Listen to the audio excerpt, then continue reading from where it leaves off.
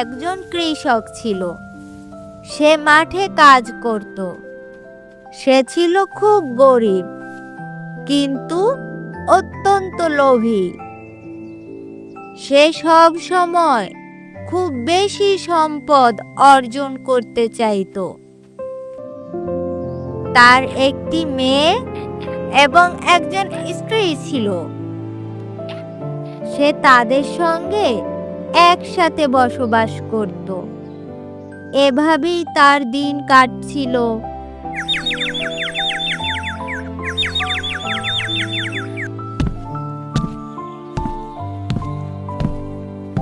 কিছুদিন পর একদিন সে একটি খোলা রাস্তা দিয়ে হাঁটছিল। তখন সে দেখতে পেল একটি পরী গাছের মধ্যে আটকে গেছে। সে কাছে গিয়ে পরীটিকে জিজ্ঞেস করলো, তুমি এখানে কি করছো? তখন পরীটি বলল, আমি উঠতে গিয়ে এই গাছের মধ্যে আটকে গেছি। অনেক চেষ্টা করেও এখান থেকে বের হতে পারছি না। এরপর পরীটি কৃষককে বলল, তুমি কি আমাকে এখান থেকে বের করে দিতে পারবে? তখন কৃষকটি একটি ফোন দিয়ে আটলো।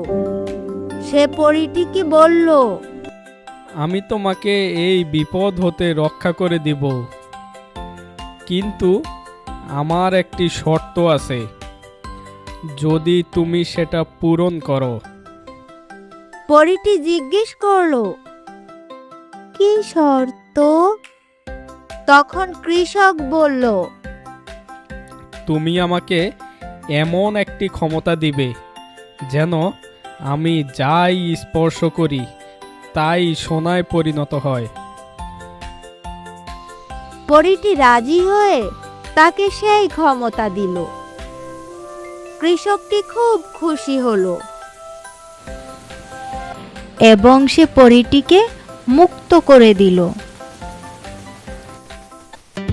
সে পরিবারের কাছে এই সুখবর দেওয়ার জন্য আবার বাড়ির দিকে রওনা হলো।